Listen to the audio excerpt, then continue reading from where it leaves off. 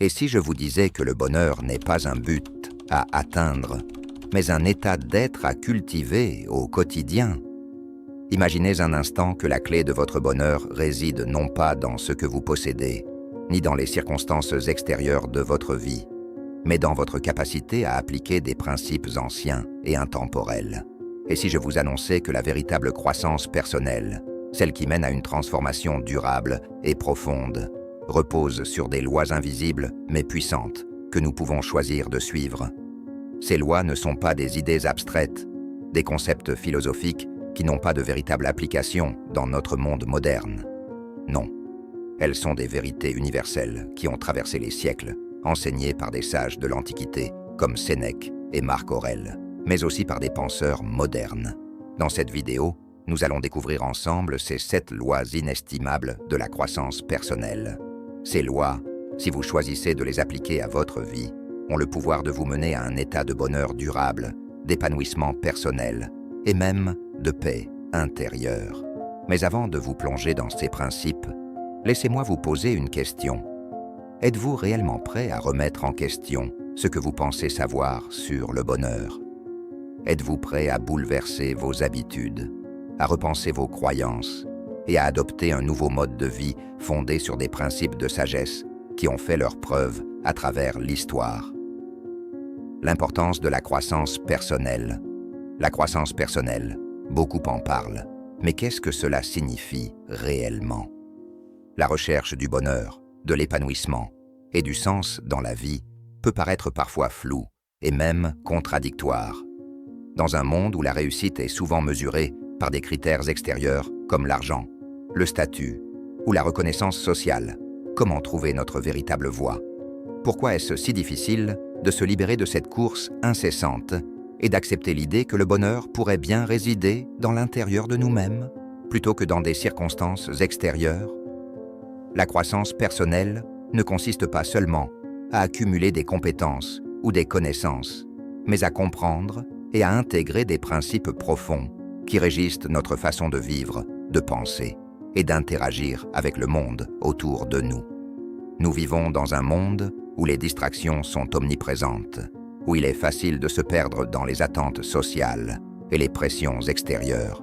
Pourtant, ce n'est qu'en développant une véritable maîtrise de soi et une compréhension profonde de ce que signifie grandir que nous pourrons trouver la paix intérieure et le bonheur véritable. Aujourd'hui, je vais vous dévoiler ces 7 principes puissants, 7 lois de la croissance personnelle qui peuvent non seulement transformer votre vie, mais aussi vous offrir les clés d'une véritable libération intérieure. Ces lois sont basées sur des philosophies millénaires, des enseignements intemporels qui ont traversé les âges et qui continuent de guider les êtres humains vers un bien-être authentique. Ces lois sont simples, mais leur application dans la vie de tous les jours nécessite un engagement et une discipline que très peu de gens sont prêts à adopter. Si vous êtes prêt à vous engager dans ce voyage intérieur, à vous libérer de l'agitation extérieure, à trouver votre propre voie, alors restez bien attentif. À travers ces 7 lois, vous allez découvrir des outils puissants qui vous aideront à vous élever, à vous affranchir de vos peurs et à vous rapprocher de votre véritable potentiel. Vous apprendrez non seulement à comprendre vos émotions et vos réactions, mais aussi à agir de manière plus sage, plus éclairée et plus en accord avec votre nature profonde. Loi numéro 1. L'acceptation de l'incertitude. Accepter l'incertitude de la vie. Est-ce une source de stress ou une porte ouverte à la liberté? Développement. Dans notre monde moderne, l'incertitude semble être une ennemie redoutable. Nous avons tendance à vouloir tout contrôler, nos emplois, nos relations, notre avenir. Et pourtant, rien n'est plus incertain que la vie elle-même. En réalité, l'incertitude est une constante dans l'existence humaine. L'illusion de contrôle est ce qui nous empêche de vivre pleinement et sereinement. Le stoïcisme nous enseigne que l'incertitude est une partie inévitable de la vie et qu'au lieu de la redouter, nous devons l'accepter avec sagesse. Accepter l'incertitude ne signifie pas abandonner tout effort ou se résigner à l'imprévu. Cela signifie plutôt lâcher prise sur ce que nous ne pouvons pas contrôler et apprendre à nous concentrer sur ce que nous pouvons effectivement influencer. Prenez l'exemple de la pandémie mondiale récente. Les gens ont réagi de différentes manières face à l'incertitude. Certains se sont laissés paralyser par la peur, tandis que d'autres ont choisi de voir cette période comme une opportunité pour se réinventer, apprendre de nouvelles compétences ou réévaluer leur façon de vivre. Cette capacité à accepter l'incertitude nous donne une liberté intérieure que beaucoup ignorent. Loi numéro 2, la maîtrise de soi. Pourquoi avons-nous tendance à céder à nos impulsions? Développement. La maîtrise de soi est l'un des piliers fondamentaux de la croissance personnelle. Mais qu'est-ce que cela signifie réellement? Pourquoi est-il si difficile de résister aux tentations immédiates, que ce soit dans la consommation de nourriture, de médias ou même dans nos émotions? La maîtrise de soi ne consiste pas simplement à dire non à nos désirs. Cela implique une profonde compréhension de soi-même et de ses mécanismes intérieurs. Elle commence par l'observation. Observer ses pensées, ses réactions et comprendre leurs racines. Par exemple, lorsque vous êtes confronté à une situation stressante, au lieu de réagir impulsivement, prenez un moment pour respirer et observer vos pensées. Pourquoi ressentez-vous ce stress? Est-ce basé sur un véritable danger? Ou est-ce une réaction émotionnelle à une situation qui vous échappe? Cette prise de recul vous permet de répondre de manière plus réfléchie et consciente. Loi numéro 3. Le pouvoir du moment présent. Pourquoi avons-nous du mal à vivre pleinement l'instant? Développement. Le moment présent est tout ce que nous avons. Pourtant, il nous échappe constamment. Nous vivons soit dans le passé, soit dans l'avenir, en oubliant que seul l'instant présent est réel. Le passé est révolu, l'avenir incertain, mais le présent est notre terrain de jeu. C'est là que se trouve tout le pouvoir. Lorsque nous apprenons à vivre pleinement chaque instant, nous découvrons une nouvelle forme de bonheur. Ce n'est pas un bonheur matériel, mais un bonheur intérieur, basé sur la pleine conscience et l'acceptation de ce qui est. Prenez l'exemple de quelqu'un qui pratique la méditation. Il ou elle se concentre sur sa respiration, sur chaque sensation corporelle, sur chaque pensée, sans jugement. Ce faisant, cette personne revient à l'essentiel, à la réalité immédiate, et se libère des distractions qui la poussent à se projeter sans cesse dans l'avenir ou à ruminer le passé. Loi numéro 4. L'humilité face à la vie. Est-ce que l'humilité peut être une force? Développement. L'humilité est une vertu mal comprise dans notre société. Beaucoup la voient comme une forme de soumission, voire de faiblesse. Mais en réalité, l'humilité est une force énorme. C'est la capacité de reconnaître nos limites, de comprendre que nous ne savons pas tout et que nous pouvons toujours apprendre. Elle nous pousse à rester ouverts à l'apprentissage, à l'évolution et à comprendre que la vie ne nous doit rien. L'humilité nous permet aussi de nous libérer du besoin constant d'approbation extérieure. Un exemple frappant de cette vertu est celui de Nelson Mandela, qui, après avoir été emprisonné pendant des décennies, est sorti de sa cellule avec un cœur plein de pardon et une volonté de réconciliation, plutôt que de rancune. Ce geste d'humilité a changé non seulement sa vie, mais aussi l'histoire de son pays. Loi numéro 5. L'importance de l'échec.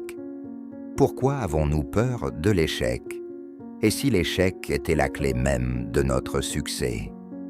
L'échec est souvent perçu comme une fin, un signe que nous n'avons pas réussi. Mais dans le contexte de la croissance personnelle, l'échec est au contraire une étape essentielle du processus d'apprentissage et de transformation. Le stoïcisme, et particulièrement les enseignements de Sénèque, nous incitent à considérer l'échec non pas comme une défaite, mais comme une occasion d'apprendre. Au lieu de fuir l'échec, nous devrions l'accepter et en tirer des enseignements. Prenez l'exemple de Thomas Edison, l'inventeur de l'ampoule électrique. Lorsqu'on lui demandait s'il avait jamais échoué, il répondait « Je n'ai pas échoué. J'ai juste trouvé 10 000 façons qui ne fonctionnent pas. » Cette attitude, face à l'échec, nous libère de la peur du jugement, du regard des autres et du sentiment de honte. Au contraire, chaque échec devient une opportunité de comprendre ce qui n'a pas fonctionné et d'ajuster notre approche. Mais, pour tirer le meilleur parti de l'échec, il est important de ne pas s'y attarder trop longtemps. L'échec ne doit pas devenir une excuse pour l'inaction, mais plutôt une motivation pour se relever et essayer de nouveau avec plus de sagesse et de persévérance. Loi numéro 6. La recherche de la simplicité. Pourquoi compliquer la vie quand la simplicité est la véritable clé du bonheur? La recherche de la simplicité est une loi fondamentale pour quiconque désire se libérer du stress et trouver une vraie sérénité. Dans nos vies modernes, nous avons tendance à accumuler des possessions, des engagements et des distractions. Cependant, chaque ajout à notre vie complique notre existence, diminuant notre capacité à apprécier les choses simples. Le philosophe Épictète nous enseignait que notre véritable liberté réside dans la capacité à nous détacher de ce que nous possédons, car tout ce qui n'est pas essentiel finit par devenir un fardeau. Prenons l'exemple de Steve Jobs. Lorsqu'il revenait chez Apple après une absence, il a radicalement simplifié les produits de l'entreprise. Il a éliminé les modèles inutiles et a mis l'accent sur quelques produits phares d'une grande simplicité et d'une grande fonctionnalité. Cela a non seulement permis à Apple de prospérer, mais a aussi changé la façon dont nous comprenons la technologie moderne. Dans la vie quotidienne, cela signifie que nous devons nous débarrasser des distractions inutiles, que ce soit des objets matériels, des engagements excessifs ou même des pensées négatives. La simplicité crée de l'espace pour ce qui est vraiment important et permet de mieux se concentrer sur l'essentiel, la paix intérieure, la croissance et les relations humaines véritables. Loi numéro 7. La gratitude comme pratique quotidienne. Pourquoi est-il si puissant de prendre un moment chaque jour pour être reconnaissant? La gratitude est sans doute l'une des pratiques les plus puissantes pour transformer votre état d'esprit et, par conséquent, votre vie. Le simple acte de reconnaître ce que vous avez déjà, plutôt que de vous concentrer uniquement sur ce que vous n'avez pas, modifie profondément votre perception de la réalité. Lorsque vous pratiquez la gratitude de manière quotidienne, vous changez de perspective. Ce que vous considérez peut-être comme acquis devient une source d'émerveillement et de satisfaction. Des études ont montré que les personnes qui tiennent un journal de gratitude ont tendance à être plus heureuses, à moins souffrir de stress et de dépression, et à éprouver plus de satisfaction dans leur vie. Mais la gratitude ne consiste pas simplement à dire « merci ». Elle doit être vécue et intégrée dans nos actions quotidiennes. Par exemple, lorsque vous vous réveillez le matin, prenez quelques secondes pour apprécier le fait d'être en vie, d'avoir un toit au-dessus de la tête et de pouvoir respirer l'air frais. Une belle illustration de cette pratique est l'histoire de Viktor Frankl, psychiatre et survivant de l'Holocauste, qui a trouvé une source de résilience même dans les conditions les plus inhumaines. Il attribuait une grande part de sa survie à sa capacité à trouver de la gratitude. Même dans les moments de souffrance, il a appris à se concentrer sur les petites choses qui étaient encore sous son contrôle, son esprit, son attitude et sa capacité à aimer. Ces 7 lois ne sont pas des concepts philosophiques éloignés de notre réalité quotidienne. Elles sont des vérités profondes qui, lorsqu'elles sont appliquées avec diligence, peuvent transformer notre façon de vivre et de penser. Mais rappelez-vous, la croissance personnelle n'est pas une destination à atteindre. C'est un voyage continu, un processus d'évolution sans fin. Chaque jour est une nouvelle occasion de pratiquer ces lois, de vous améliorer et de vous rapprocher de la paix intérieure et du bonheur véritable. Alors, comment allez-vous commencer à appliquer ces principes dans votre vie dès aujourd'hui? Quelles actions concrètes pouvez-vous entreprendre pour vivre en accord avec ces lois et vous libérer des chaînes qui vous retiennent? Le véritable changement commence maintenant. Si cette vidéo vous a inspiré, abonnez-vous à la chaîne et partagez vos réflexions et expériences dans les commentaires ci-dessous. N'oubliez pas, la croissance personnelle est un chemin que nous parcourons tous ensemble et chaque pas compte. Merci d'avoir regardé cette vidéo et souvenez-vous, chaque jour est une nouvelle occasion de grandir.